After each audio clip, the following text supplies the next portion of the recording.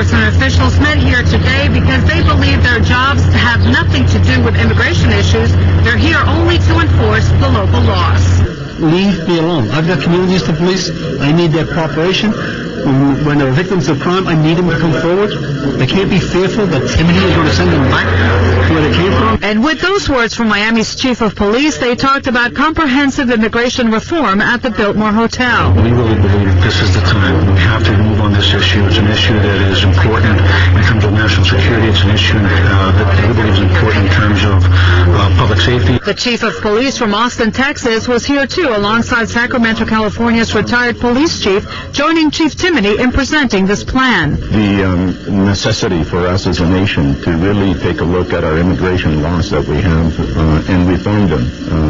The law enforcement community has really been put in the middle. The discussion focused on ways to secure our borders, how to enforce laws preventing the hiring of illegal workers, consulting with and involving local police agencies in decision-making, and clearly defining how, if any way, do local police officials enforce immigration laws. When this issue resurrected in the last year and a half, and we started to see more raids on work locations, that community,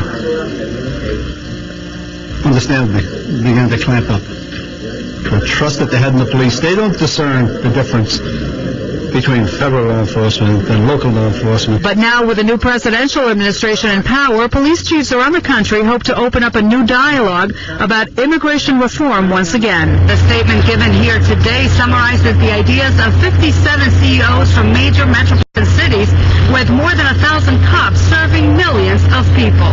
In Coral Gables, I'm Corey Ocampo, NBC6. You might say a longtime South Florida restaurant has served up its last takeout orders. Well, $15, sold $15, so your buyer number. Today, Lunds and Davy auctioned off dozens of items such as dishes, glasses, and even neon lights. The restaurant closed its doors Sunday, the last of a national chain that started in Miami Beach more than 50 years ago.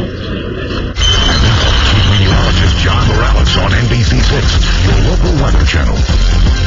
All right, so here's an update on that thunderstorm we mentioned in northwestern metropolitan Miami-Dade County. It's, just arriving near the Palmetto at this time. This is the Palmetto. Here's the Big Bend here. And so it's over Hialeah Gardens, entering Hialeah, also Miami Lakes right now, down to the Doral, across the Turnpike as well, and into southwestern Broward County. Miramar seeing the rainfall. Pembroke Pines further north. We've got some moderate rain, too. By the way, down in the lower Keys, there's rain on the way near the Dry Tortugas right now. You can see it quickly moving towards the north-northeast. So Key West, expect some showers within the next half hour. This is a fast-moving batch of rain.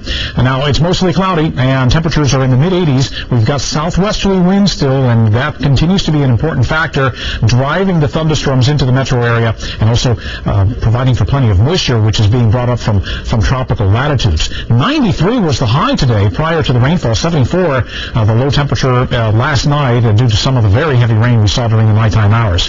It's July 1st. We ended the month of June without a single tropical storm, and there are no tropical storms in sight. That's great news. By the way, last time we didn't have a tropical storm in June was 2004. I'll have more on that in the 7 o'clock edition here on South Florida Nightly News. Now, moisture abounds across the state of Florida as well as into the Gulf of Mexico and well off to our east. Keep in mind this is a trough of low pressure linked to this area of low pressure located across the Great Lakes, simply not moving much, by the way, that low.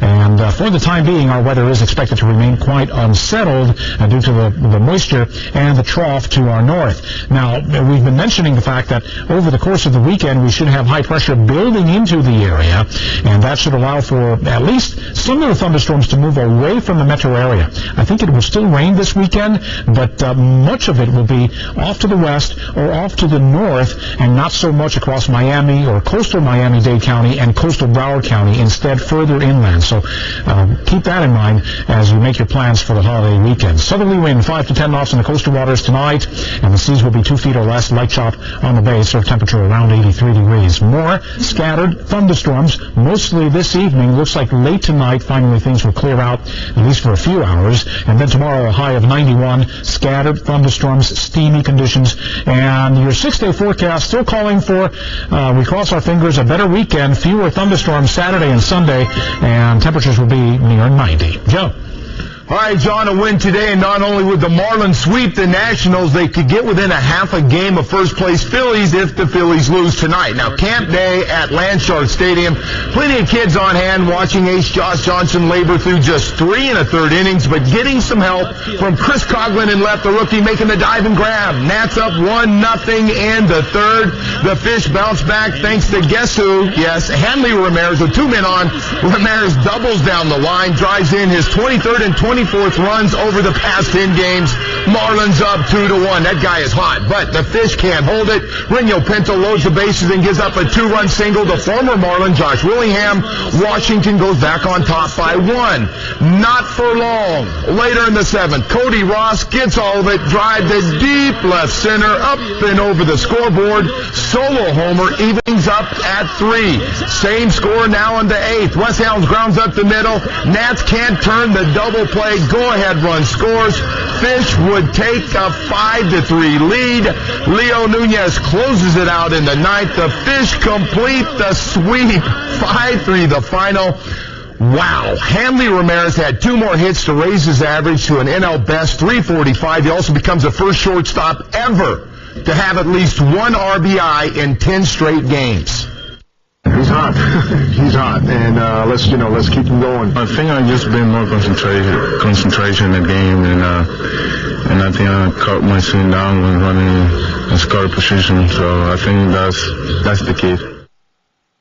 All right, the start of the free agent signing period has brought a flurry of moves impacting the Florida Panthers, starting with the return of David Booth. The Panthers' leading scorer put his name on the dotted line of a 6-year, $25.5 million contract today. Booth had a career-high 31 goals and 60 points for Florida. Radek Dvorak will also return to the Cats, inking a 2-year, $3.4 million contract. The winger had 15 goals and 21 assists for Florida last year and played on one of the team's most productive lines. But the Panthers have lost free agent goaltender Craig Anderson, who signed a 2-year, $3.4 million contract with Colorado today. Anderson finished 3rd in the NHL last season with a .924 save percentage. Florida replaces him by signing former Devils Scott Clemenson to a 3-year contract today. He'll back up Tomas Vokoun. All right, coming up in sports, he's America's only hope for a Wimbledon trophy, but can Andy Roddick